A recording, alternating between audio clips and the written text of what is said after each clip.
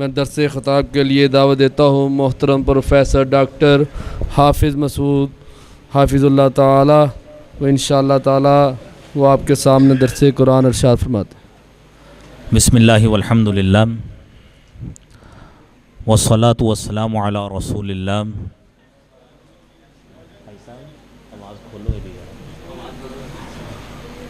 اشہد ان لا الہ الا اللہ وحدہ لا شریک لہ واشہد ان محمدا عبدہ ورسولہ۔ اللہم صلی علی محمد وعلی آل محمد کما صلیت علی ابراہیم وعلی آل ابراہیم انک حمید مجید۔ اللہم بارک علی محمد وعلی آل محمد کما بارکت علی ابراہیم وعلی آل ابراہیم انک حمید مجید۔ اللہم انفعنا بما علمتنا وعلمنا ما ينفعنا وزدنا علما۔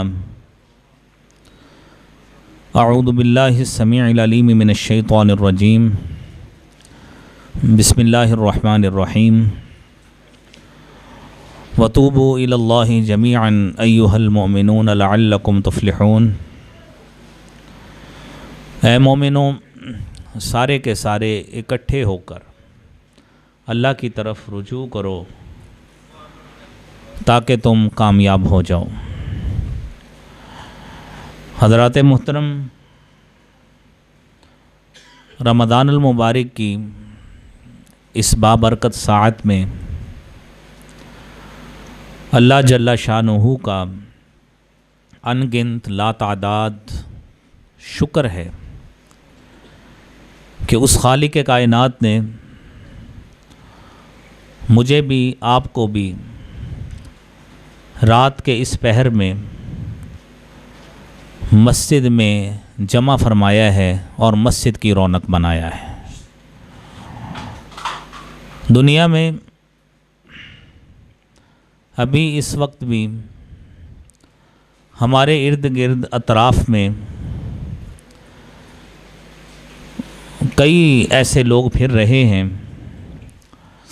جنہیں رمضان المبارک کی بابرکت ساعت کا، بابرکت گھڑی کا، بابرکت لمحات کا ذرا سا بھی خیال نہیں ہے۔ لہذا یہ خالق کائنات کی بہت بڑی رحمت ہے کہ اس رب تعالی نے ہمیں اس جگہ پہ جمع کیا ہے جس جگہ کو اس کے محبوب پیغمبر جناب محمد مصطفیٰ صلی اللہ علیہ وسلم نے فرمایا ہے، احب البلاد الی اللہ مساجدہا۔ روئے زمین پر سب سے محبوب ترین جگہیں، سب سے پیاری، سب سے پسندیدہ اللہ تعالیٰ کو جو جگہ ہے وہ اللہ کی مساجد ہیں۔ لہذا ہمیں جہاں پر اللہ رب العزت کا شکر ادا کرنا ہے، وہیں پہ ساتھ ساتھ اس بابرکت ساعت میں، بابرکت گھڑیوں میں ہمیں رب تعالیٰ کی طرف رجوع بھی کرنا ہے کہ ممکن ہے خالق کائنات کی رحمت اس جوش میں ہو کہ میرا اور آپ کا دو لگ جائے اور ہماری رحمت کا، مغفرت کا سما ہو جائے۔ تو بھائیوں، یہاں پہ اس موقع پر کیونکہ یہ مجلس قرآن کی مجلس ہے اور اہل قرآن کی مجلس ہے، احباب نے قرآن سنا ہے، ہمارے بچے نے قرآن سنایا ہے، کیونکہ یہ قرآن کو سنانا یہ بڑا ہی ٹیڈیس کام ہے، سچی بات ہے، بڑی محنت طلب کام ہے۔ احباب، ہمارے دوست، ہمارے ساتھی، ہمارے بزرگ پیچھے قیام کرتے ہیں، سنتے ہیں، اور جس نے قرآن کو پڑھا ہے 3 سال 4 سال لگا کے اس کو حفظ کیا ہے، تو رسول کریم صلی اللہ علیہ وسلم کی حدیث کے مطابق آپ نے فرمایا ہے کہ یہ قرآن اس طرح ہے کہ جس طرح ایک اونٹ ہوتا ہے، کہ اگر آپ اس اونٹ کو نکیل ڈال کر رکھتے ہیں تو وہ اونٹ اور جانور آپ کے قابو میں رہتا ہے، آپ کے قبضے میں رہتا ہے، لیکن اگر آپ اس کو وہ نکیل نہیں ڈالتے تو اونٹ جس طرح بھاگ جاتا ہے، قرآن کی کیفیت بھی اسی طرح ہے۔ یہ قرآن پہ پہرا دینا پڑتا ہے، اس کو یاد رکھنے کے لیے اس کی منزل کو پڑھنا پڑتا ہے، اس کی حفاظت کرنا پڑتی ہے، تو وہ خالق کائنات نے بہت بڑا احسان اس شخص پہ کیا ہوتا ہے کہ جس کے سینے میں اللہ نے قرآن کو محفوظ کر دیا ہے۔ لہذا اس کی حفاظت کرنا یہ اللہ تعالیٰ نے ان روئے زمین پر بسنے والے کروڑوں حفاظ کے ذمہ لگایا ہے کہ جو اللہ کی کتاب کو محفوظ کر کے اپنے سینوں میں لے کر روئے زمین پر پھر رہے ہیں۔ تو اللہ کریم سے ہم دعا بھی کرتے ہیں کہ اے خالق کائنات، جس طرح تیرے یہ بچے، تیرے بندے، تیرے محبوب بندیاں، سارے لوگ جنہوں نے قرآن کریم کا کچھ حصہ، کچھ پارہ، کچھ صورتیں، مکمل قرآن، اس کا مفہوم، اس کی تفسیر، اس کے معانی جنہوں نے بھی اپنے سینوں میں محفوظ کیا ہے، اللہ کریم ان کا یہ قرآن کریم کے ذمے جو بھی انہوں نے اپنا حصہ لیا ہے، اللہ کریم اس حصے کی حفاظت کی انہیں توفیق عطا فرما۔ اور اے خالق کائنات، قرآن کریم کے ان الفاظ کی ان کو لاج رکھتے ہوئے اس پر عمل کرنے کی بھی توفیق عطا فرما۔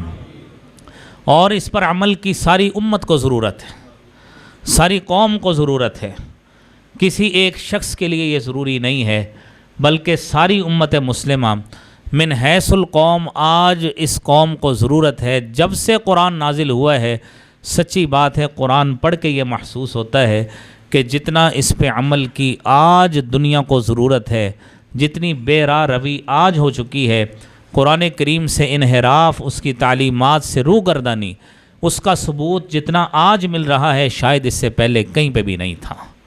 لہذا آج اس کی طرف رجوع کرنا، وہ اس خالق کی طرف رجوع ہے، اس مالک کی طرف رجوع کرنا ہے، اور اس رب کائنات کی طرف رجوع کرنا ہے کہ جس نے ہمیں قرآن تو بھیجا تھا لیکن ہم اس قرآن کے سبق کو بھول بیٹھے ہیں، جس نے ہمارے لیے یہ الہامی کتاب تو نازل کی تھی لیکن اس الہامی کتاب کو ہم پس پش ڈال بیٹھے، جس نے ہمارے لیے اس تذکیر کو تو نازل کیا ہے، اس برہان کو تو نازل کیا ہے اور اس نور کو نازل کیا ہے، لیکن بدقسمتی ہماری ہے کہ ہم نے اس نور کو نور سمجھا نہیں ہے، اس برہان کو برہان سمجھا نہیں ہے، اور ہم نے اس قرآن کے ساتھ وہ سلوک کیا ہے کہ جو قرآن کریم کبھی بھی اس چیز کا متقاضی نہیں تھا۔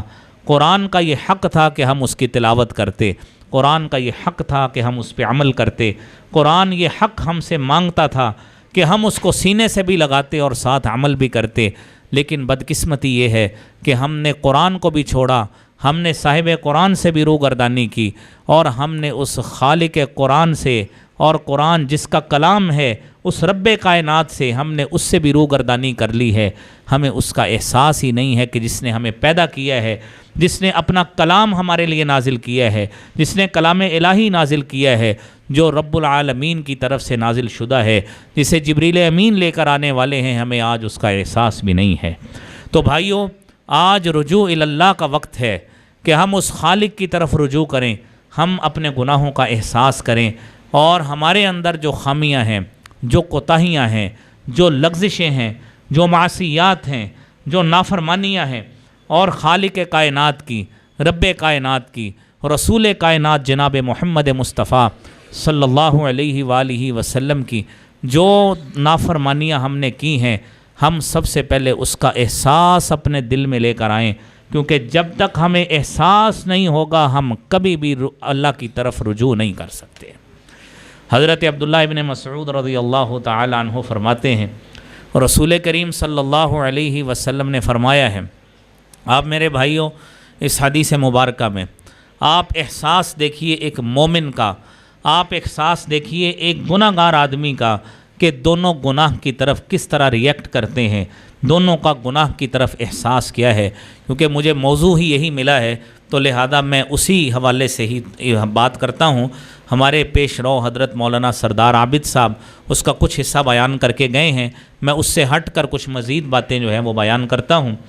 آپ نے آیت کریمہ جو سنی ہے اس حوالے سے کہ توبوا الی اللہ جمیعا، کہ اے مومنوں سارے کے سارے، سب کے سب، کوئی پیچھے نہ رہے، کوئی پیچھے نہ رہے، کوئی اپنے آپ کو ان گناہوں سے مبرہ نہ سمجھے، سارے کے سارے۔ حدیث مبارکہ نبی صلی اللہ علیہ وسلم نے فرمایا ہے، کل بنی آدم خطاء، ابن آدم، آدم کی اولاد ساری کی ساری خطا کار ہے، لیکن خیر الخطائین التوابون، بہترین خطا کار وہ ہیں جنہیں اپنے گناہ کا احساس ہوتا ہے، جو اپنے گناہ کو سمجھتے ہیں، احساس رکھتے ہیں، اور انہیں احساس ہوتا ہے، رب کی طرف پھر رجوع کرتے ہیں۔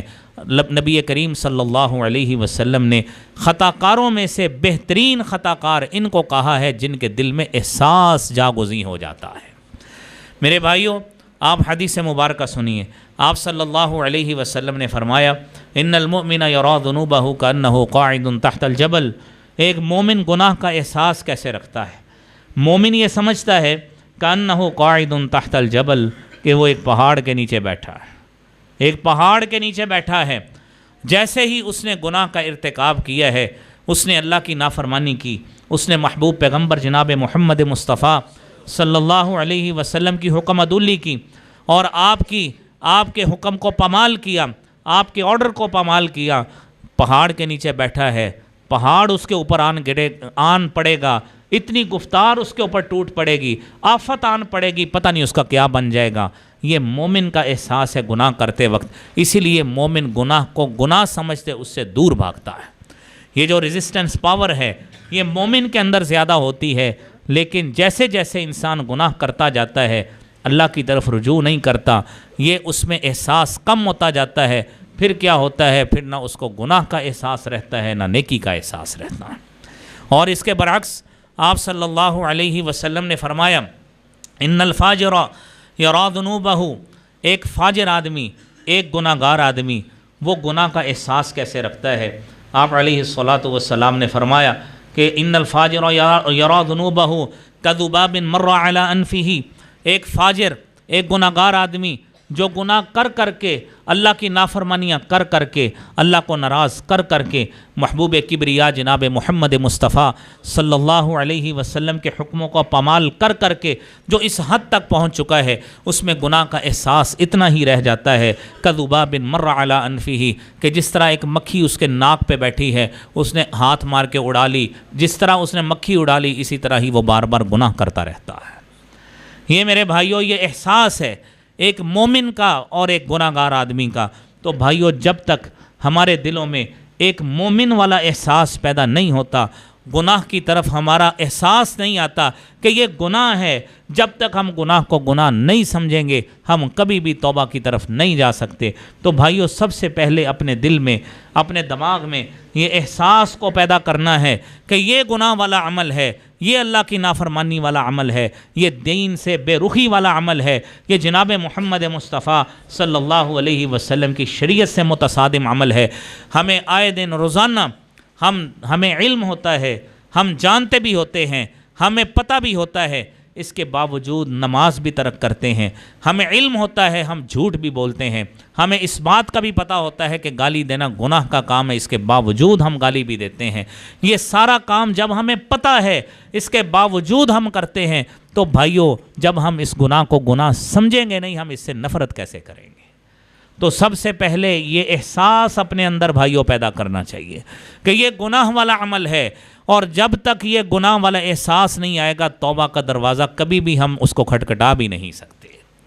سیدنا انس رضی اللہ تعالی عنہ وہ فرماتے ہیں، اور آپ جانتے ہیں سیدنا انس نبی کریم صلی اللہ علیہ وسلم کے وہ صحابی ہیں جنہوں نے 10 سال نبی مکرم صلی اللہ علیہ وسلم کی خدمت فرمائی ہے، اور وہ فرماتے ہیں نبی صلی اللہ علیہ وسلم کے حلقہ میں 10 سال رہے ہیں، کیا سبق سیکھا؟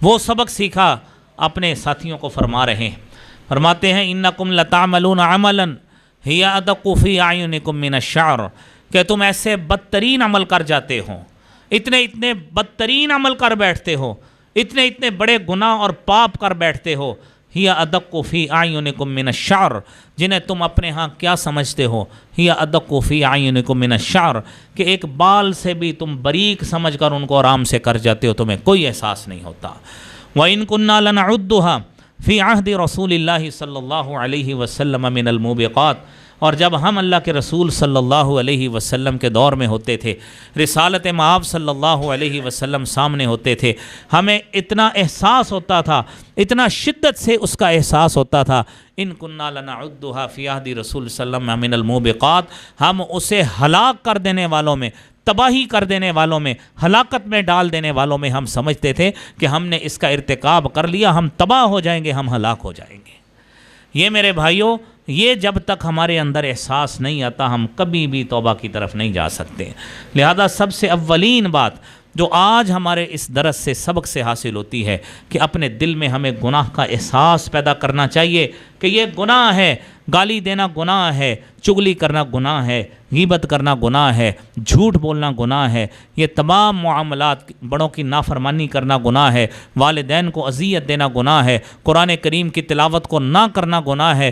یہ بھائیوں، یہ وہ عمل ہیں جب تک ہم ان کا احساس اپنے دل میں نہیں لے کے آئیں گے بھائیوں، اس وقت تک ہم کبھی بھی سیدھے رستے پہ نہیں آ سکتے۔ جتنے مرضی ہم درس سن لیں، جتنے مرضی موبائل پہ قرآن کریم بھر لیں، جتنے مرضی ہم اس میں کتابیں دینی رکھ لیں، گھر میں کتابوں کو سجا لیں، بات صرف احساس کی ہے بھائیو، بات صرف احساس کی ہے۔ آپ جانتے ہیں میڈیکل سٹور والے نے ساری دوائیاں رکھی ہوتی ہیں لیکن اسے پتہ نہیں ہوتا کہ اس کو کس کام کے لیے کرنا ہے۔ اس کے بعد نسخہ آتا ہے تو اس کو پتہ لگتا ہے یہ نسخہ میرے بھائیو رب کائنات کی طرف سے آ رہا ہے، محمد مصطفیٰ صلی اللہ علیہ وسلم کی طرف سے آ رہا ہے کہ اس نسخے کو پڑھو، اس قرآن کو پڑھو، اس محبوب کبریا صلی اللہ علیہ وسلم کے فرمان کو پڑھو۔ پڑھ کر تمہیں احساس ہوگا یہ گناہ والا عمل ہے، یہ اللہ کی نافرمانی والا عمل ہے۔ اور اسی لیے نبی کریم صلی اللہ علیہ وسلم نے اسی گناہ کے احساس کے حوالے سے بڑی پیاری بات فرمائی ہے۔ اور تب تک گناہ کا احساس کب تک رہتا ہے؟ آپ اس حدیث کو غور کر کے سنیں۔ آپ صلی اللہ علیہ وسلم نے فرمایا، ان العبد اذا اخطأ، بندہ جب خطا کرتا ہے، جب بندہ غلطی کرتا ہے، نکتت علی قلبہ نقطۃ سودا، اس کے دل پہ ایک سیاہ دھبا اور سپاٹ اور نقطہ لگا دیا جاتا ہے۔ فإن تاب، اگر وہ توبہ کر لیتا ہے، ثقل قلبہ، اس کے دل کو اللہ کی طرف سے دھو کر صاف کر دیا جاتا ہے، روحانیت دوبارہ اس کے دل میں آ جاتی ہے۔ لیکن ان لم یتب، اگر بندہ توبہ نہیں کرتا، اللہ کی طرف رجوع نہیں کرتا، اس میں گناہ کا احساس نہیں ہوتا، وہ ایک غلطی کرتا ہے، ایک گناہ کرتا ہے، دوسرا گناہ کرتا ہے، تیسرا کرتا ہے، گناہ در گناہ کرتا رہتا ہے، اس کو کوئی احساس نہیں ہوتا کہ یہ گناہ والا عمل ہے، اتنے گناہ کرتا ہے حتیٰ کہ سیاہی اس کے دل پہ غالب آ جاتی ہے۔ یہ وہ سیاہی ہے جس کے بارے میں اللہ رب العزت نے سورہ مطففین میں فرمایا ہے، کلا بران علی قلوبہم ما کانوا یکسبون، کہ ان کے دلوں پہ زنگ چڑھ گیا ہے، زنگ آلود ہو گئے ہیں ان خطاؤں، کوتاہیوں اور غلطیوں کی وجہ سے جو پاپ انہوں نے کیے ہیں، جو گناہ کیے ہیں۔ تو بھائیوں، جب گناہ اتنے کر لیے جاتے ہیں، توبہ کا جب تک احساس نہیں آتا، توبہ کا اندر تما توبہ کی پیدا نہیں ہوتی، تو بھائیوں پھر دل سیاہ ہو جایا کرتے ہیں، پھر اس کو دل کو کوئی پتہ نہیں لگتا، آپ جتنی مرضی برائیاں کرتے جائیں اس پہ کوئی بھی نہیں گزرتی کہ کیا ہو رہا ہے۔ میرے محترم بھائیوں، رسالت مآب صلی اللہ علیہ وسلم نے اسی لیے ہمیں نیکی اور برائی کی پہچان بتائی ہے، تاکہ ہم میں سے کوئی شخص یہ نہ کہے کہ تو مجھے تو پتہ ہی نہیں تھا کہ نیکی کی پہچان کیسے ہوتی ہے، برائی کی پہچان کیسے ہوتی ہے۔ آپ علیہ الصلاۃ والسلام نے فرمایا تھا، البر حسن الخلق، نیکی اچھے اخلاق کا نام ہے۔ آپ کسی کے ساتھ خندہ پیشانی سے ملتے ہیں، آپ کسی کو خوش ہو کر ملتے ہیں۔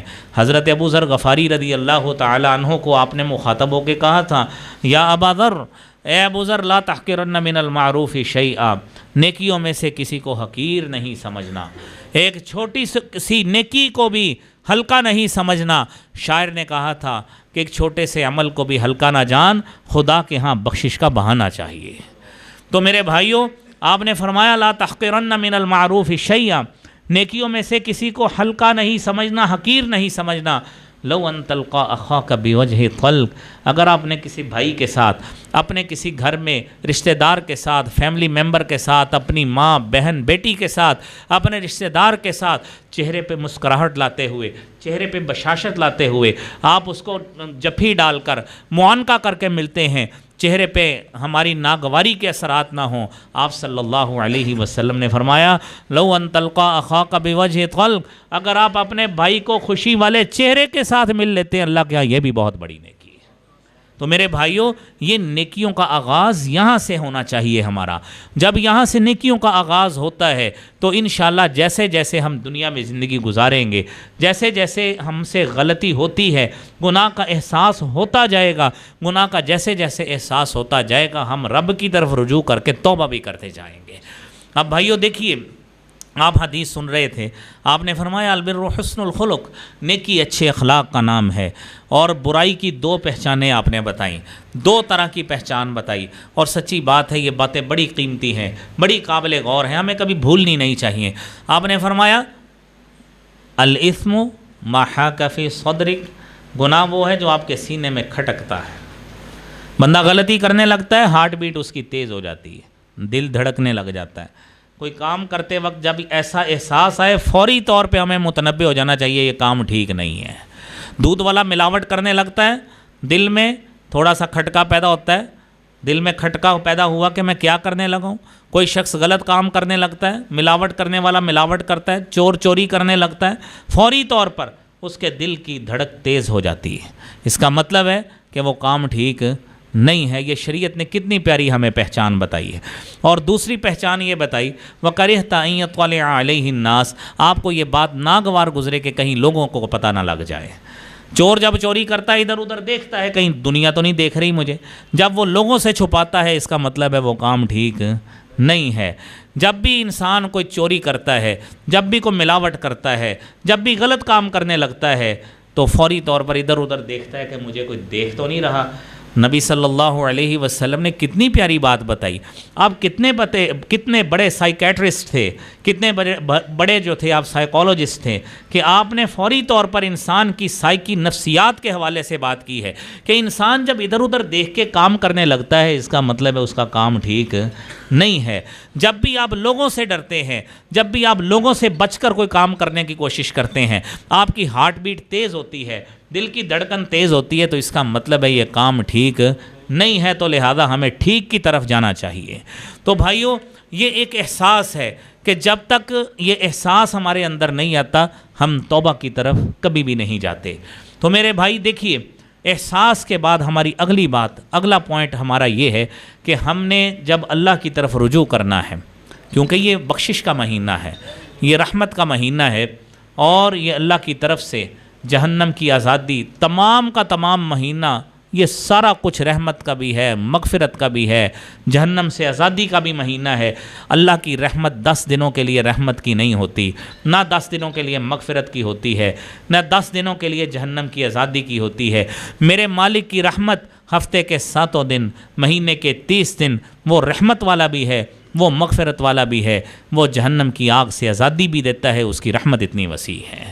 اسی لیے رسالت مآب صلی اللہ علیہ وآلہ وسلم نے فرمایا کہ اللہ تعالیٰ نے یہ بات کہی، حدیث قدسی ہے، ان رحمتی وسعت غضبی، میری رحمت اتنی بڑی ہے، وسعت غضبی، کہ میرے غصے پہ وہ حاوی ہے، غصے کو ڈھانپ لیتی ہے، اتنی میری رحمت وسیع ہے. تو میرے بھائیوں جس مالک کی رحمت اتنی وسیع ہو، ہمیں اس مالک کی رحمت سے کیوں فائدہ نہیں اٹھانا چاہیے. تو بندے کو تو احساس جب آئے گا، گناہ کا احساس ہوتا ہے، اس کو اپنے رب کی رحمت سے ضرور فائدہ اٹھانا چاہیے. آپ اس مالک کی رحمت کو دیکھیے گا.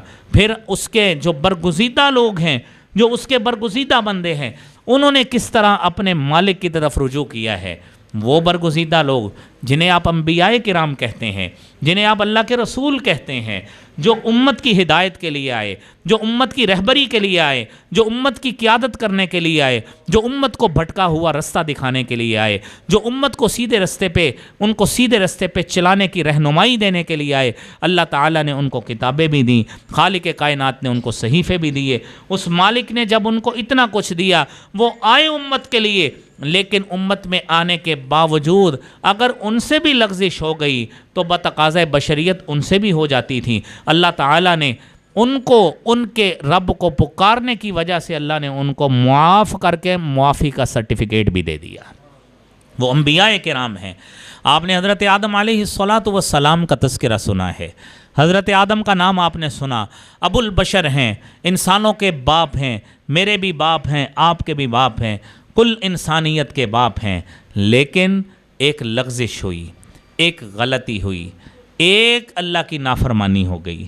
لیکن نافرمانی ہوئی، فوری طور پر رجوع کیا کس کی طرف؟ اللہ کی طرف۔ تو اللہ تعالیٰ نے ہی خود کلمات سکھائے، تو انہوں نے اپنے رب کی طرف ان کلمات کے ساتھ رجوع کس طرح کیا؟ ربنا ظلمنا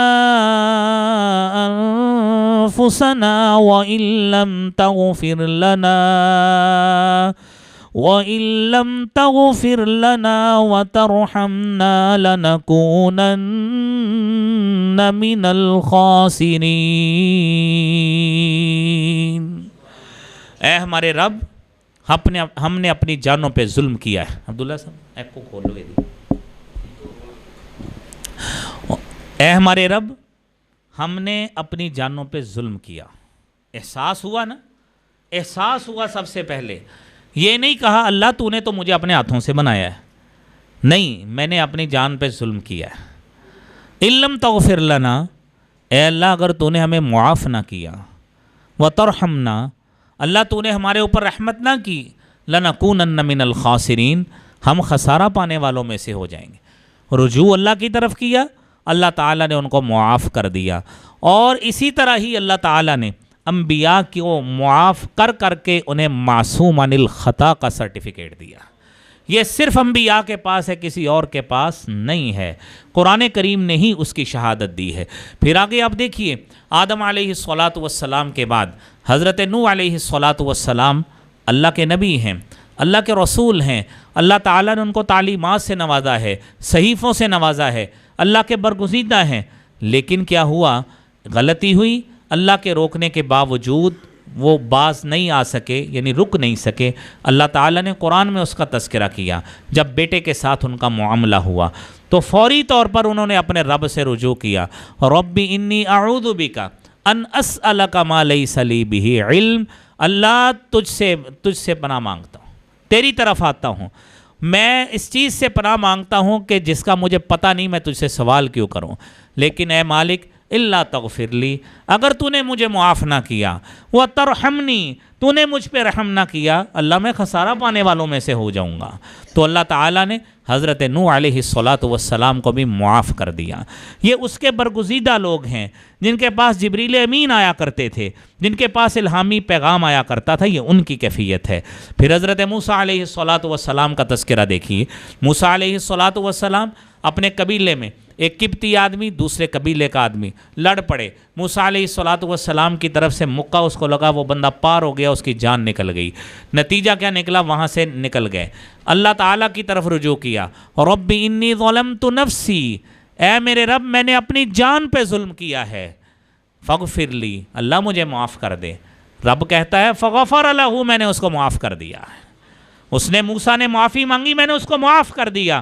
تو جب موسیٰ کو معاف کر دیا، داؤد کو معاف کر دیا، آدم کو معاف کر دیا، نوح کو معاف کر دیا، تو آگے ساری ان کی ہی اولادیں ہیں۔ اللہ تعالیٰ نے یہ معافی ان کے لیے بھی اسی طرح ہی رکھی ہے جس طرح برگزیدہ لوگوں کے لیے رکھی تھی۔ پھر حضرت داؤد علیہ السلام لوگ فیصلہ کروانے کے لیے آئے۔ حضرت داؤد علیہ السلام نے سمجھ لیا کہ شاید میری آزمائش ہو رہی ہے۔ قرآن کریم کو پڑھیے، وَظَنَّ دَاوُودُ أَنَّمَا فَتَنَّاهُ فَاسْتَغْفَرَ رَبَّهُ وَخَرَّ رَاكِعًا وَأَنَابَ۔ حضرت داؤد علیہ السلام نے یہ گمان کر لیا، یہ سوچ لیا کہ شاید ہم نے ان کی آزمائش کی ہے۔ کیا کیا؟ فَاسْتَغْفَرَ رَبَّهُ، فوری طور پر اپنے رب سے استغفار کیا، وَخَرَّ رَاكِعًا، رکوع میں گر گئے، وَأَنَابَ، اس خالق کی طرف رجوع کیا۔ تو اللہ کہتے ہیں فَغَفَرْنَا لَهُ ذَلِكَ، ہم نے اس کو معاف کر دیا، حضرت داؤد کو ہم نے معاف کر دیا۔ وہ مالک انبیاء کو بھی معاف کرتا ہے، ان کے متبعین کو بھی معاف کرتا ہے۔ حضرت یونس کا تذکرہ آپ نے قرآن کریم میں سنا ہے۔ حضرت یونس علیہ السلام اپنی قوم سے ناراض ہو کے چلے گئے، جا کے کشتی میں بیٹھے، سارا واقعہ آپ نے کئی مرتبہ سنا ہوا ہے۔ مچھلی کے پیٹ میں چلے گئے، لیکن مچھلی کے پیٹ سے اس وقت تک نجات نہیں ملی جب تک اللہ کو نہیں پکارا، سورہ انبیاء ہے، فنادا فی الظلمات اللہ الہ الا انت سبحانک انی کنت من الظالمین، اندھیروں میں مچھلی کے پیٹ کے اندھیروں میں اپنے رب کو پکارا، لا الہ الا انت سبحانک انی کنت من الظالمین، اللہ تو پاک ہے، میں ظالموں میں سے تھا، غلطی میں نے کی ہے، ظلم میں نے کیا ہے، گناہ مجھ سے ہوا ہے، غلطی مجھ سے ہوئی۔ اس خالق کائنات نے سورہ صافات میں فرمایا 23ویں پارے میں، لولا انہ کان من المسبحین، اگر یونس اپنے رب کی تسبیح بیان نہ کرتا، للبث فی بطنہ الی یوم یبعثون، قیامت تک مچھلی کے پیٹ میں ہی رہتا، اس کو وہاں سے نجات نہ ملتی۔ یہ میرے بھائیوں یہ قرآن ہے، یہ قرآن ہے کہ اگر یونس کو بھی نجات ملی ہے تو اللہ کو پکارنے سے ملی ہے۔ خالق فرماتے ہیں اگر مجھے نہ پکارتا مچھلی کے پیٹ کے اندر ہی رہتا، قیامت آ جاتی لیکن یہ وہیں پہ رہتا، لیکن اپنے رب کو پکارا ہے، اپنے رب سے مانگا ہے، اپنے رب کے سامنے اپنی غلطی کا اقرار کیا ہے، خالق کائنات نے معاف کر دیا ہے۔ اللہ تعالیٰ نے مچھلی کے پیٹ سے بھی نکال دیا، اللہ تعالیٰ نے ان کی قوم کو بھی نجات دے دی، سارا کچھ ہو گیا، لیکن کس وجہ سے؟ اس خالق کو پکارنے کی وجہ سے یہ سارا کچھ ملا، اس کے بغیر کچھ نہیں مل سکا۔ پھر بھائیو دیکھیے نبی کریم صلی اللہ علیہ وسلم نے ہمیں جو اسباق دیے ہیں، جو ہمیں دروس دیے ہیں، جو ہمیں نصیحتیں فرمائی ہیں، قرآن کریم اس سے بھرا پڑا ہے۔ وہ خالق خود اپنی صفتیں بیان کرتا ہے کہ وَهُوَ الَّذِي يَقْبَلُ التَّوْبَةَ عَنْ عِبَادِهِ، وہ خالق وہ ذات ہے جو اپنے بندوں سے ان کی توبہ کو قبول کرتا ہے، وَيَعْفُو عَنِ السَّيِّئَاتِ، وہ غلطیوں کو معاف کرتا ہے۔ اس مالک کی یہ صفت ہے، وہ بندوں کی توبہ کو قبول کرتا ہے، یہ نہیں کہا توبہ کو قبول نہیں کرتا، وہ کرتا ہے۔ یعفو عن السیئات، وہ غلطیوں کو بھی معاف کرتا ہے۔ اس خالق کی یہ دعوت عام ہے کہ آؤ من یعمل سوءا او یظلم نفسہ، جس نے کوئی برائی کر لی ہے، جس نے کوئی گناہ کر لیا ہے، جس سے کوئی غلطی ہو گئی ہے، او یظلم نفسہ، اس نے اپنی جان پہ ظلم کر لیا ہے، آئے وہ میرا بندہ، آ جائے وہ میرا بندہ میرے در پہ آ جائے، ثم یستغفر اللہ، اپنے رب سے استغفار کر لے، اپنے رب کے سامنے ہاتھ پھیلا لے، معافی مانگ لے، یستغفر اللہ یجد اللہ غفور الرحیم، وہ اپنے رب کو غفور الرحیم پائے گا، مغفرت کرنے والا پائے گا۔ یہ اس خالق کی دعوت ہے۔ وہ قرآن میں خود دعوت دیتا ہے کہ بندے تجھ سے غلطی ہونی ہی ہونی ہے، غلطی جب ہونی ہے تو یہ کام کرنا ہے، فوری طور پر میری طرف آنا ہے، میرے در پہ آنا ہے، مجھ سے مانگنا ہے، مجھ سے مانگے گا میں تجھے معاف کر دوں گا۔ یہ مالک کا وعدہ ہے، وہ یہ کام کرتا ہے۔ میرے محترم بھائیوں، اس مالک نے ہمارے ساتھ کیسے کیسے وعدے کیے ہیں، کیسے کیسے وعدے کیے۔ آپ نے یہ آیت سنی، یہ آیت سنی، پھر اگلی آیت سنیے سورہ شورا سے، وَيَسْتَجِيبُ الَّذِينَ آمَنُوا وَعَمِلُوا الصَّالِحَاتِ، وہ ایمان والوں سے قبول کرتا ہے، وہ ان کی توبہ کو مانتا ہے، ان کے اعمال کو قبول کرتا ہے، ان کے توبہ کو قبول کرتا ہے، ان کو رد کبھی بھی نہیں وہ مالک کرتا۔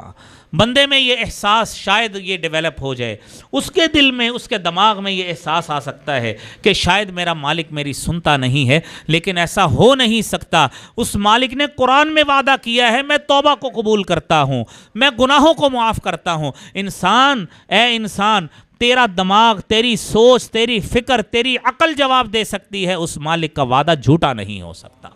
وہ مالک اپنے بندوں کو اس طرح دعوت دیتا ہے۔ پھر وہ مالک کا دیکھیں کیسا کیسا وعدہ ہے۔ اس مالک نے استغفار کی دعوتیں دی ہیں، کیونکہ وقت زیادہ ہو رہا ہے تو اس موضوع کو مختصر کرتے ہیں۔ حضرت نوح علیہ السلام کی قوم کو استغفار کی دعوت دی کہ تمہاری اولادوں سے فائدہ نہیں ہو رہا، تمہارے پاس بارشیں نہیں ہو رہی، جاؤ اپنے رب سے مانگو، اپنے رب کے سامنے جا کے استغفار کرو، ہاتھ پھیلاؤ، وہ مالک تمہیں اولاد بھی دے گا، بیٹے بھی دے گا، تمہارے اوپر موسلادھار بارش بھی نازل کرے گا، تم رب سے مانگ کے تو دیکھو، وہ سارا کچھ عنایت کرنے والا ہے۔ میرے محترم بھائیوں، یہ وہ مالک ہے، یہ وہ خالق ہے جس خالق نے ہمیں اس طرح کی دعوت دی۔ پھر محبوب پیغمبر نے ہمارے لیے کتنا پیارا درس رکھا ہے۔ فرمایا من لزم الاستغفار، جو شخص استغفار کو لازم پکڑ لیتا ہے، اپنے رب سے معافی مانگ لیتا ہے، استغفر اللہ کا کلمہ کہہ لیتا ہے، جعل اللہ من کل ضیق مخرجا، اللہ تعالیٰ اس کا ہر تنگی سے نکلنے کا راستہ بنا دیتے ہیں۔ کوئی مانگے تو صحیح، کوئی اپنے گناہوں کا اقرار کرے تو صحیح۔ محبوب پیغمبر جناب محمد مصطفیٰ صلی اللہ علیہ وسلم نے جو وعدہ کیا ہے وہ وعدہ کبھی بھی غلط نہیں ہو سکتا، ایسے ہی ہوگا جو آپ نے فرمایا ہے۔ فرمایا من لازم الاستغفار جعل اللہ من کل ضیق مخرجا، اللہ تعالیٰ ہر تنگی سے نکلنے کا رستہ بنا دیتے ہیں۔ ومن کل ہم فرجا، اللہ تعالیٰ ہر غم کا، ہر دکھ کا، ہر پریشانی کا مداوع فرما دیتے ہیں۔ وَيَرْزُقْهُ مِنْ حَيْثُ لَا يَحْتَسِبْ، اللہ اس کو ان وسائل سے رزق عطا فرماتے ہیں جس کا بندے کو گمان بھی نہیں ہوتا۔ انسان اس رب کے پاس جائے تو صحیح، انسان اس رب سے مانگے تو صحیح، اس رب سے مانگ کر تو دیکھے وہ رب کتنا عنایت کرنے والا ہے۔ پھر میرے بھائیوں، انسان جب رب سے مانگتا ہے اس کو کچھ آداب ملحوظ رکھنا چاہیے۔ وہ اس سے مانگ رہا ہے جو بادشاہوں کا بادشاہ ہے، دنیا کے بادشاہوں کی کوئی حیثیت نہیں ہے، یہ دنیاوی بادشاہ ہیں۔ آج دنیا میں ٹکٹ کے حصول کے لیے لوگ جلوس بھی نکال رہے ہیں، لوگ مختلف پارٹیوں کے خلاف پتلے بھی نظر آتش کر رہے ہیں، لوگ اپنے قائدین، سیاسی قائدین، نام نہاد قائدین جن کی دنیا میں کوئی حیثیت نہیں ہے، یہ دنیا میں جو بھی پھوپھا ان کی ہے ساری ان کے مرنے کے ساتھ ہی ختم ہو جاتی ہے، سارا کچھ آپ دیکھ رہے ہیں۔ لیکن انسان کو اگر آج تک وہ دور نہیں ہے تو جنت کی ٹکٹ کی نہیں ہے جو آج مل رہا ہے، رب کی طرف سے بک رہا ہے، مفت بک رہا ہے، مفت رب بانٹ رہا ہے، اس کی رحمت اتنی وسیع ہے۔ لیکن انسان کو احساس نہیں ہے کہ ارے انسان جس میں تو آج ایک ٹکٹ کے لیے بھاگ رہا ہے، تو اتنے پیسے خرچ کر رہا ہے، تو بندوں کا ارینج کر کے قائدین کے گھروں کے سامنے دھرنے دے کر اپنی وفاداری ثابت کر رہا ہے، ارے انسان تو اپنے مالک کے در میں آ، تو آ کے اپنا آنسو بہا کے دیکھ تیرا مالک تو اس سے کتنی وفاداری کرتا۔ یہ تو انسان نے کیا سمجھ رکھا ہے، یہ تو دنیا میں سارا کچھ ہم نے دنیا کو کیا بنایا ہے، اس مالک نے اپنی رحمت کتنی وسیع رکھی ہے۔ پھر دیکھیے وہ مالک، آج یہ آپ ادھر اپنے روڈ پہ چلے جائیں، کوئی 20% سیل، کوئی 30% سیل، کوئی کتنے فیصد فلیٹ سیل لگی ہوئی ہے، وہ مالک، اس کا محبوب پیغمبر کہتا ہے کہ کل عمل ابن آدم یضاعف الحسنۃ بعشر امثالها الى 700 ضعف، یہ نیکیوں کا موسم بہار ہے، یہ نیکیوں کی سیل اس مہینے میں لگی ہے، جہاں پہ 1% نہیں ہے، جہاں پہ 10% نہیں ہے، جہاں پہ 70% بھی نہیں ہے، جہاں پہ 700% تک رب کی سیل لگی ہوئی۔ تو بندے ایک نیکی کرنی ہے، تیرے مالک کی طرف سے تجھے 700 گنا ثواب ملے گا۔ دنیا میں کوئی ایسا سیل پیکج نہیں ہے، دنیا میں کسی جگہ پہ چلے جائیں، کسی جگہ پہ آپ کو یہ پیکج نہیں مل رہا، یہ پیکج اگر ملے گا تو اس واحد رب تعالیٰ کے دربار میں ملے گا، اس کی بارگاہ میں ملے گا، اور اس رمضان کے مہینے میں ملے گا۔ اس رمضان کے مہینے کے علاوہ اتنا بڑا پیکج رب کے ہاں پوری دنیا میں رب کے علاوہ آپ کو کوئی بھی نہیں دے سکتا۔ یہ اس کی رحمت ہے، یہ اس کی کرم نوازی ہے جو اس نے اپنے محبوب بندوں کے لیے رکھی ہے۔ میرے محترم بھائیوں، جب انسان رب کی طرف جاتا ہے، رب کی طرف رجوع کرتا ہے، اس کو کیا کرنا چاہیے؟ سب سے پہلی بات، جو بندہ اپنے رب سے مانگتا ہے، ہر شخص گناہگار ہے، کوئی اس سے مبرہ نہیں ہے، کوئی انسان یہ دعویٰ نہیں کر سکتا کہ مجھ سے گناہ نہیں ہوتا، ہر انسان گناہگار ہے۔ جب محبوب پیغمبر نے کہہ دیا ہے کہ کل بنی آدم خطاء، ہر بنی آدم، ہر آدم کا بچہ، ہر آدم کی بچی، ہر بندہ، ہر بندی خطا کار ہے، لیکن خیر الخطائین التوابون، بہترین خطا کار وہ ہیں جو اپنے رب کے پاس جھک کر معافی مانگ جاتے ہیں، وہ اصل بہترین خطا کار ہیں۔ خطا کار تو سارے ہی سارے ہیں۔ اور بھائیوں، جب انسان اپنے مالک کے سامنے جاتا ہے، سب سے پہلی بات اخلاص، اخلاص، اخلاص۔ جب کوئی عمل، شریعت اسلامیہ کا ایک پکا اصول ہے، ہمارا کوئی بھی عمل ہو، جب تک اس میں اخلاص کی دولت نہیں ہے، وہ عمل کبھی بھی اللہ کے ہاں قبولیت کے درجہ تک نہیں جاتا۔ انسان نے گناہ کیا ہے، وہ اپنے ساتھ والے کو دکھانے کے لیے کہا دیکھ میں معافی مانگنے لگا ہے، اس معافی کا کوئی فائدہ نہیں ہے۔ یہ آپ کا اپنے رب کے ساتھ تعلق ہے۔ آپ رات کے پہر میں اٹھیے، رب کے سامنے روئیں، رب کے سامنے گڑ گڑائیں، اس مالک سے مانگیں، دیکھیے وہ رب کتنا عنایت کرنے والا ہے۔ آپ جب خلوص نیت سے اس سے معافی مانگیں گے، رب معاف کرنے والا ہے۔ اخلاص میرے بھائیو شرط ہے۔ انما الاعمال بالنیات، یہ عمل، یہ تمام عمل، توبہ کا عمل ہو، دیگر اعمال ہوں، سارے کا سارا دار و مدار نیت میں ہے۔ انما لکل امرئ ما نویٰ، اور انسان کو وہی کچھ ملتا ہے جو اس نے نیت کی ہے۔ رسالت مآب صلی اللہ علیہ وآلہ وسلم نے فرمایا ہے من کانت ہجرتہ الی اللہ ورسولہ فہجرتہ الی اللہ ورسولہ، بندہ دنیا میں کوئی جگہ چھوڑ کر دوسری جگہ جاتا ہے، اللہ کے دین کے لیے جائے، اللہ کی عبادت کے لیے اچھی جگہ حاصل کرنے کے لیے جائے، جس طرح رسالت مآب صلی اللہ علیہ وسلم نے مدینہ منورہ کا انتخاب کیا تھا۔ آپ نے فرمایا فہجرتہ الی اللہ ورسولہ، اس ہجرت کو، اس کی جگہ چھوڑنے کو اللہ کے لیے تصور کیا جائے گا۔ لیکن جس نے کسی کاروباری سہولت کے لیے، جس نے کسی اور مقصد کے لیے، جس نے کسی خاتون سے شادی کرنے کے لیے کام کیا، فہجرتہ الی ما ہاجر الیہ، اس کا وہ کام وہی تصور ہوگا جو اصل نیت لے کے گیا تھا۔ انسان دنیا میں تو لوگوں کو دھوکہ دے سکتا ہے، دنیا میں تو کہہ سکتا ہے کہ میں جناب وہ اللہ کو راضی کرنے کے لیے گیا، یا میں فلاں کو، جس طرح کوئی بندہ ملتا ہے وہ اچانک مل جاتا ہے، ہم اس کو کہتے ہیں جی جناب تہاڈی خوشبو ہی بڑی سی اللہ نے ملا تھا، ہماری نیت اس کو ملنے کی ہوتی بھی نہیں ہے، ہم اس کو ملنا چاہتے بھی نہیں ہیں، وہ اچانک مل جاتا ہے، ہم اس کو بات سنا کے بات میں راضی کر دیتے ہیں۔ وہ مالک جانتا ہے کہ آپ کس نیت سے گئے تھے۔ دنیا میں تو ہم ایک دوسرے کو دھوکہ دے سکتے ہیں، دکاندار کے پاس سامان لینے جائے کہتا ہے یہ تو ڈیلی گفٹ پہ سی، اس کو پتہ بھی نہیں ہوتا کس نے آنا ہے، وہ اپنی چکنی چوپڑی باتوں میں گاہک کو لا کر اس کو سامان مڑ دیتا ہے۔ یہ آپ دیکھتے ہیں دنیا میں ایسے ہی ہوتا ہے، اور بعد میں گاہک چلا جاتا ہے، وہ ساتھ والے کہتا ہے دیکھیا کیسا پھنسائے۔ تو یہ دنیا میں جو ہم کرتے ہیں نا بھائیوں، اگر یہی کام اخلاص کے ساتھ ہو، اگلے بندے کے فائدے کی خاطر ہو، اس کے بھلے کی خاطر ہو، تو اس کی نیکی بھی مل جاتی ہے۔ لیکن جب توبہ میں آنا ہے، جب توبہ رب سے کرنی ہے، تو اخلاص شرط۔ دوسرے نمبر پہ میرے بھائیوں، جب انسان رب سے توبہ کرتا ہے، دوسری شرط یہ ہے کہ اس کے چہرے پر، اس کی عادت میں، اس کی طبیعت میں، اس کے اندر سے، اس کے دل سے احساس ندامت نکلے، احساس شرمندگی ہو کہ میں نے غلطی کی ہے، اے مالک تو نے بھی، تیرے محبوب پیغمبر نے بھی اس گناہ کی واضح نشانی میرے لیے بیان کی تھی، لیکن مجھ سے غلطی ہوئی ہے، میں شرمندہ ہوں اپنے کیے پر، رب معاف فرما دے۔ تو جب بندہ اپنے چہرے پہ احساس ندامت لاتے ہوئے، احساس شرمندگی لاتے ہوئے، پریشانی اور پشیمانی کا احساس لاتے ہوئے ملتا ہے، تو انشاءاللہ رب کو اس کی یہ طبیعت، یہ کیفیت اس کو اتنی پسند آتی ہے کہ رب معاف فرماتا ہے۔ یہ دوسری میرے بھائیوں شرط ہے۔ پھر تیسری بات یہ ہے کہ انسان جب اپنے رب سے توبہ کرتا ہے، اپنے رب کی طرف رجوع کرتا ہے، تو اس کو کیا کرنا چاہیے؟ آئندہ گناہ نہ کرنے کا اپنے رب سے عہد کرنا چاہیے۔ آئندہ گناہ نہیں کرے گا، اس کا عہد اپنے رب سے کرنا پڑے گا، کیونکہ کوئی بھی گناہ ہے جب تک اپنے رب سے اس چیز کا عہد نہیں کرے گا، پچھلے گناہ کی معافی اس وقت تک نہیں ملتی۔ میرے بھائیوں، یہ کام اس کو کرنا پڑے گا۔ اور پھر اگلی شرط یہ ہے کہ انسان سے جب بھی گناہ ہوتا ہے وہ فوری اس کی معافی مانگے، فوری معافی مانگے۔ فوری معافی کیا ہے؟ قرآن کریم میں اللہ رب العزت نے فرمایا ہے انما التوبۃ علی اللہ للذین یعملون السوء بجہالہ۔ کتنا بڑا باریک بینی والا نقطہ ہے، آپ اس کو غور کر کے سنیں۔ مومن کا کام یہ ہے، انما التوبۃ علی اللہ للذین یعملون السوء بجہالہ، سورہ النساء کی آیت ہے۔ توبہ ان لوگوں کے لیے ہے، صرف ان لوگوں کے لیے، یعملون السوء بجہالہ، جو برائی کرتے ہیں نادانی کے عالم میں، جہالت میں، نہ چاہتے ہوئے، پتہ نہیں ہوتا غلطی ہو گئی، ثم یتوبون من قریب، فوری توبہ کرتے ہیں۔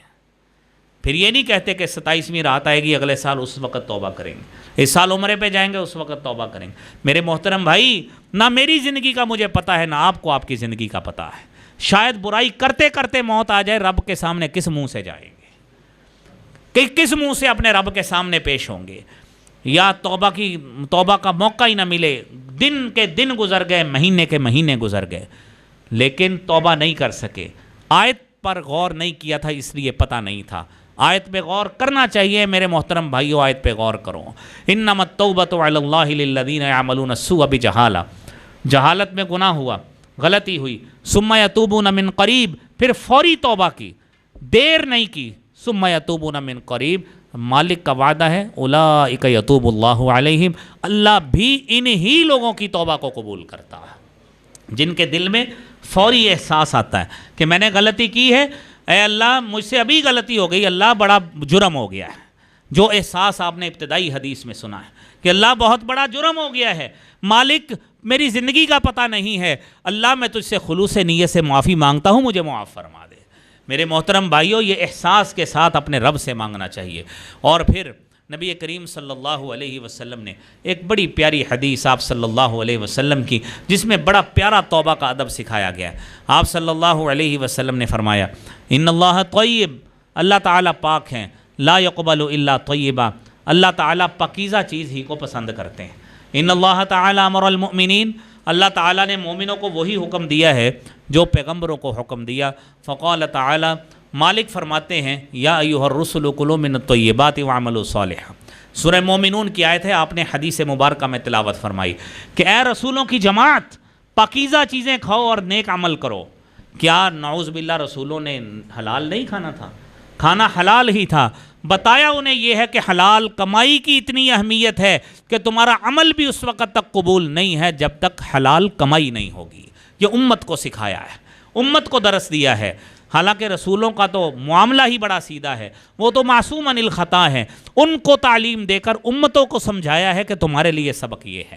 پھر آپ صلی اللہ علیہ وسلم نے حدیث میں آتا ہے ثم ذکر الرجل اشعث اغبر ثائر الرأس یطیل سفرہ، ایک انسان، ایک سمبولک شخص بیان کیا ہے، کیا ہے؟ ایک لمبا سفر کر کے آتا ہے، اس کے چہرے پر، جسم پر گرد و غبار کے آثار ہیں، لمبا سفر کر کے آیا ہے، اپنا ہاتھ بڑھاتا ہے اور کہتا ہے یا ربی یا ربی، یہ اپنے رب کو پکارتا ہے۔ حقیقت کیا ہے؟ مطعمہ حرام، اس کا کھانا حرام کمائی کا ہے، مشربہ حرام، اس کا پینا حرام کمائی کا ہے، وملبسہ حرام، اس کے کپڑے حرام کمائی کے ہیں۔ رسالت مآب صلی اللہ علیہ وسلم فرماتے ہیں انا یستجاب لہ، اس کی قبولیت کیسے ہوگی جس کا اتنا کچھ حرام کمائی کا ہے؟ تو اس لیے بھائیو، جب مالک کے پاس آنا ہے، حرام ذرائع چھوڑنے پڑیں گے، مشکوک کمائی کے ذرائع چھوڑنے پڑیں گے۔ اگر اپنے رب سے مغفرت چاہیے، اپنے رب سے معافی چاہیے، تو بھائیو یہ سارا کچھ چھوڑنا پڑے گا۔ تو اگر ہم اس توبہ میں آ جاتے ہیں تو اس مالک کی صفت ہمیں ذہن میں رکھنی چاہیے، غافر الذنب، وہ گناہوں کو معاف کرتا ہے، قابل التوب، توبہ کو قبول کرتا ہے، لیکن شدید العقاب، وہ سخت عذاب والا بھی ہے۔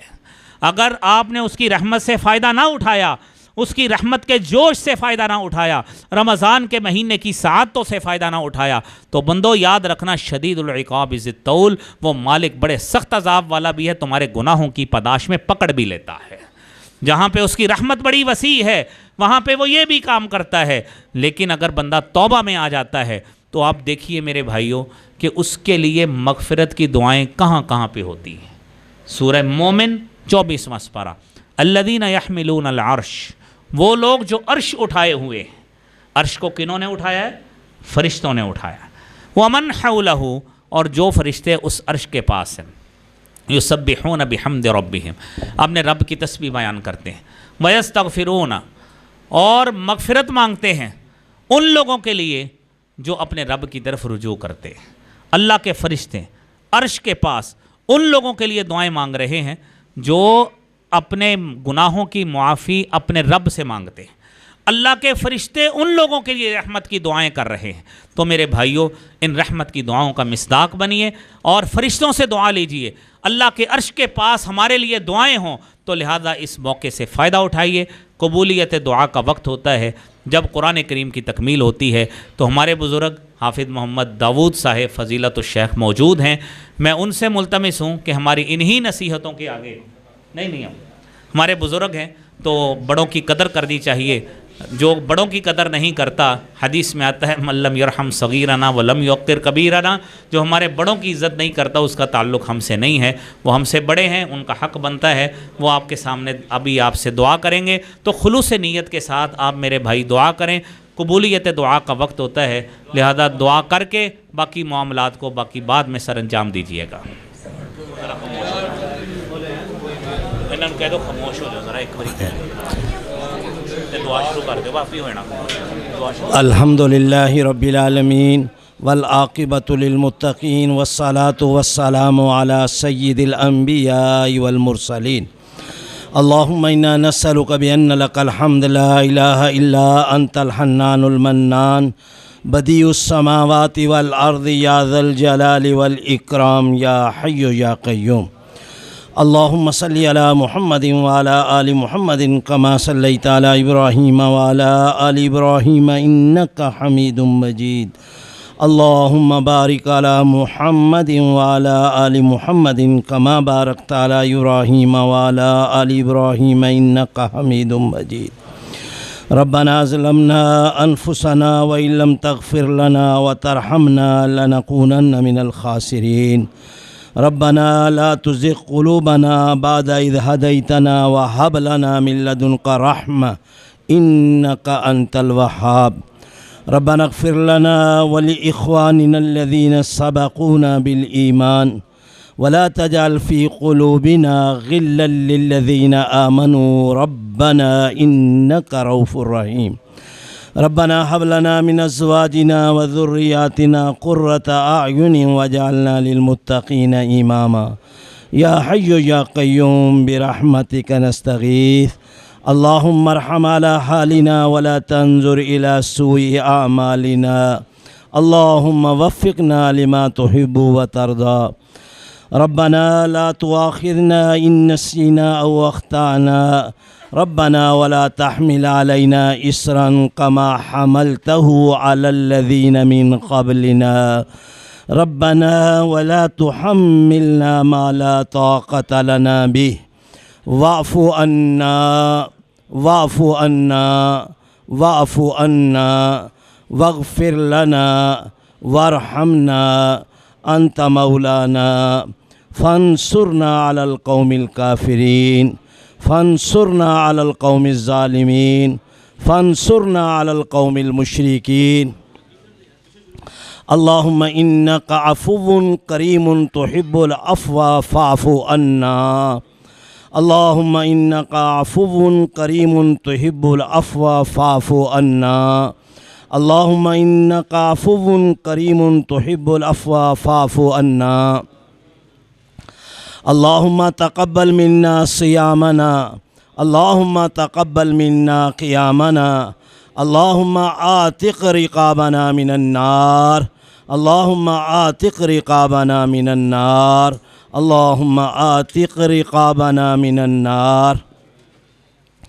یا اللہ ہمارے روزوں کو قبول فرما. یا اللہ ہمارے قیام کو قبول فرما. یا اللہ ہمارے قرآن پڑھنے پڑھانے سننے سنانے کو اپنے دربار میں مقبول بنا. یا اللہ جو اس میں کوتاہیاں ہوئیں تو ان سے صرف نظر فرما. اور یا اللہ جو وقت باقی ہے زیادہ سے زیادہ اپنا دامن نیکیوں سے بھرنے کی توفیق عطا فرما. یا اللہ نیکی سے محبت عطا فرما. یا اللہ برائی سے نفرت پیدا فرما. برے اعمال سے بچا. بری بیماریوں سے بچا. برے حادثات سے بچا. بری موت سے بچا.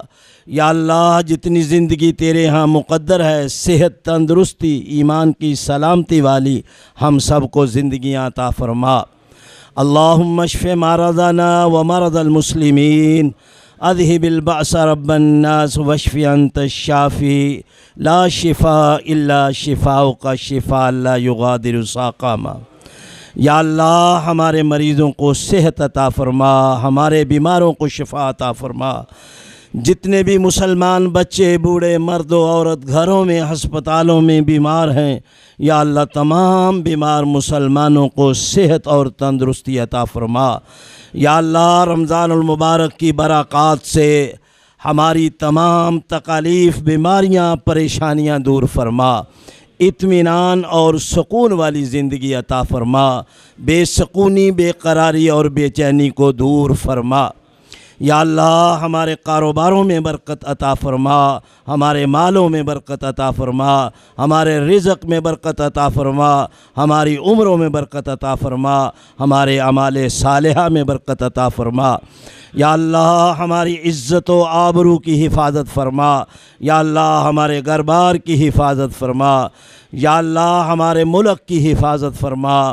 یا اللہ عالم اسلام کی حفاظت فرما. یا اللہ حرمین کی حفاظت فرما. یا اللہ زندگی میں بار بار حرمین کی زیارت عطا فرما. حج بیت اللہ کی سعادت نصیب فرما. غیب کے خزانوں سے اسباب اور وسائل عطا فرما. یا اللہ مسلمان جہاں بھی تیرا کلمہ بلند کرنے کے لیے دشمنوں سے برسرے پیکار ہے، یا اللہ مجاہدین اسلام کو غلبہ عطا فرما، فتح عطا فرما، نصرت عطا فرما۔ یا اللہ مسلمان جہاں بھی ظلم و ستم کا شکار ہیں، یا اللہ مسلمانوں کی حفاظت فرما، یا اللہ مسلمانوں کی حفاظت فرما، اور یا اللہ جو ظالم ان پر ظلم ڈھاتے ہیں ان کے ہاتھوں کو توڑ دے، یا اللہ ان کی گردنوں کو مروڑ دے، یا اللہ ان کی بینائیاں سلب کر لے۔ یا اللہ مجاہدین اسلام کی مدد فرما، مجاہدین اسلام کو غلبہ عطا فرما، قوت عطا فرما، طاقت عطا فرما۔ یا اللہ ہماری اولادوں کو ہماری آنکھوں کی ٹھنڈک بنا، یا اللہ ان بچوں کو ہماری آنکھوں کی ٹھنڈک بنا، یا اللہ انہیں قرآن کی یہ نعمت اور دولت عطا فرمائی ہے، یا اللہ عمل کی دولت بھی عطا فرما۔ یا اللہ جو ان بچوں میں کوتاہیاں ہیں تو یا اللہ ان کو دور فرما دے، یا اللہ انہیں ہماری آنکھوں کی ٹھنڈک بنا دے، اور یا اللہ آخرت میں نجات کا موجب اور ذریعہ بنا دے۔ یا اللہ ہمارے فوت شدگان کی مغفرت فرما۔